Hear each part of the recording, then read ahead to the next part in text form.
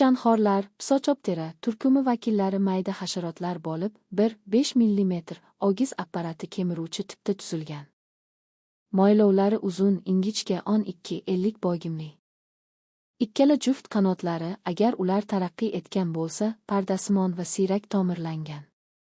Oyoqlari ingichka, panjalari 2-3 boyimli, harakatchan. Pichanxorlar daraxt va butalarda, xashaklar orasida, devor kovaklarida, o'simlik va hayvon mahsulotlarida, qushlar hamda boshqa hayvon inlarida, tuproqda, uylarda, kutubxonalarda va boshqa joylarda yashaydi. Tabiiy sharoitda organik qoldiqlar va zamburuglar bilan oziqlanadi.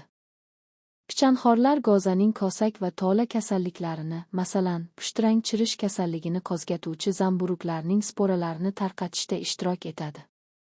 Pichanxorlar tropik va subtropik mintaqalarda keng tarqalgan. 1500 ga yaqin turi ma'lum, shulardan mdhda 60 dan ortiq turlari uchraydi.